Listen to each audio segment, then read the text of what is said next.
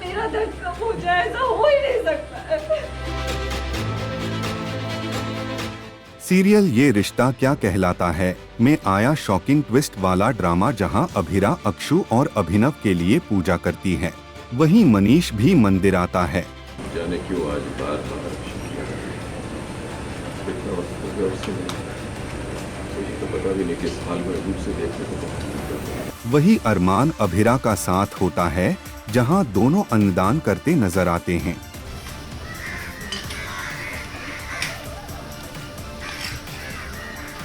मम्मा ही मेरी दुनिया थी, उनकी बरसी है, 1 साल हो गया इस बात को, और ऊपर से उनका जिस तरह से डेथ हुई थी वो बहुत ही सैड था, गोली लगना, तो बहुत ज़्यादा ट्रॉमेटिक है मेरे लिए। 1 साल हो गया इस बात को।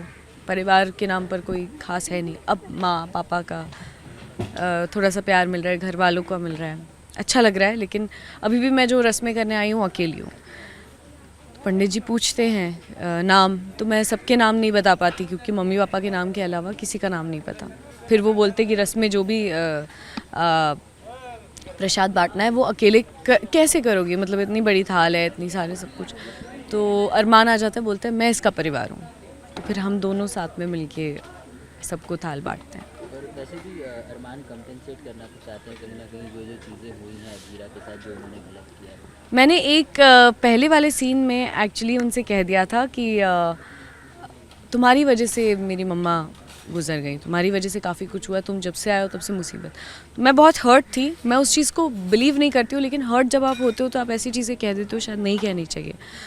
तो उसने ये बात मन में बिठा ली, और अब वो गिल्ट में बोल रहा है कि नहीं, मुझे सेवा करने दो, मुझे करने दो, मेरी वजह से तुम्हारी माँ की डेथ हो गई। वहीं मनीष अभिरा को देखता है और वो अक्षु और अभिनव को याद करके हो जाता है इमोशन। वहीं ये सब देखकर रूही होती है बेहद नाराज।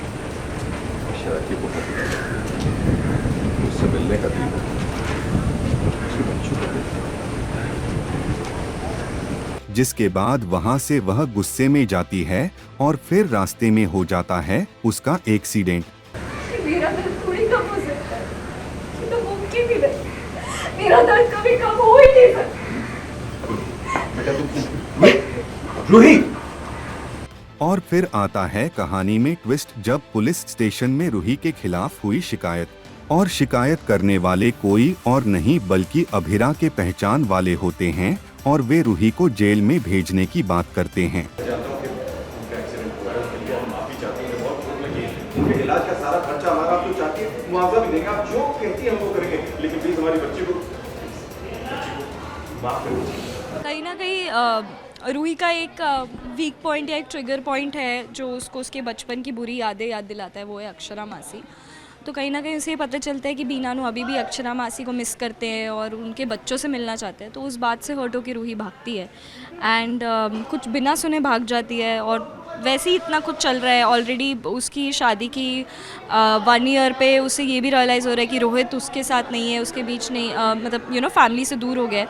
तो वो उस बात का गिल्ट कि रोहित कहीं ना कहीं चला गया है एंड विडो है, प्यार भी नहीं मिला है, ऊपर से अक्षरा मासी वाली बात, तो वो पाइल ऑन होकर उसको काफ़ी हर्ट हो जाता है और वो थोड़ा रैश ड्राइविंग कर रही है। अभी यहाँ पुलिस स्टेशन में आकर आपको जेल में डालने की बात हो रही है, हाँ। और आप अपनी सफाई दे रही है। करेक्ट, वो कहीं ना कहीं यही कह रही है कि I know I was driving fast, but बहुत अंधेरा था और वो एकदम से रोड के बीच में आ गए, तो उनको भी रोड के बीच में नहीं आना चाहिए था, वो ऐसा कह रही है। एंड ये भी नहीं कह रही है कि नहीं आना चाहिए था, she is just trying to say कि गलती से हुआ है, तो जेल नहीं, आप सेटलमेंट कर लीजिए, आप कुछ छोटी सज़ा देख लीजिए। बट वो लोग the other party is like नहीं, इसको जेल में डालो।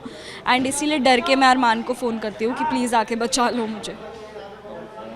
मनीष जी बता देते हैं कि आप जो है चाहते हैं कि अरमान बचाए। मनीष जी, मैं चाहती हूँ कि वो, मैं उसे ट्रस्ट करती हूँ as a lawyer, but Manish ji मतलब बीनानु बिल्कुल ट्रस्ट नहीं करते अरमान को, क्योंकि जो उसने किया, मंडप में मुझे छोड़ा, बीरा के साथ भी कहीं ना कहीं गलत हुआ, वो बातें मनीष जी को, बीनानु को बहुत बुरी लगती है। तो वो कह रहे हैं कि इसको ट्रस्ट मत कर, और मैं कर रही हूँ, तो देखते हैं कि मेरा भरोसा सही है कि बीनानु का शक। वही मैं कह रही हूँ ना, वही तो देखना है कि बीनानु का जो शक है कि अरमान नहीं बचा पाएगा, या मेरा जो भरोसा है कि अरमान बचा लेगा, उसमें से कौन जीतता है। जिसके बाद कहानी में आता है नया मोड़ जब रूही अपने बचाव में अरमान को बुलाती है वकील के तौर पर। वहीं अभिरा आती है रूही के खिलाफ केस लड़ने।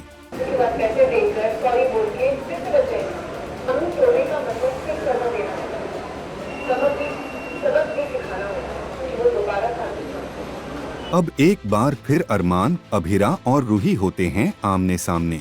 सब आमने सामने आ गए और फिर से रूही अभिरा और अरमान के बीच किसी वजह से आ गई है और यही चीज़ जो है वो अभिरा को बिल्कुल पसंद नहीं आ रही। अरमान अपनी तरफ से पूरा क्लियर कर चुका है कि रूही के साथ उसका कोई लेना देना अब नहीं है। जो उसका गिल्ट भी था, सिर्फ वो गिल्ट बचा है। अभी रिश्ता उस रूही के साथ में कुछ है नहीं, लेकिन फिर भी जो एक थोड़ी सी जेलसी होती है, एक इनसिक्योरिटी एक होती है, वो अभिरा को हो रही है, जिस वजह से वो दोनों आमने सामने एक दूसरे के खिलाफ अब केस लड़ने वाले हैं।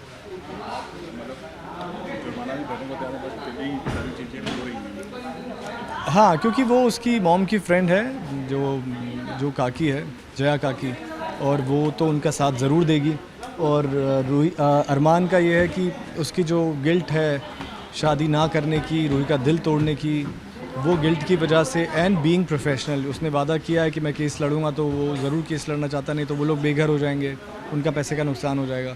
तो फिर से कहीं ना कहीं अरमान और अभिरा के बीच में रूही फैक्टर आ गया है।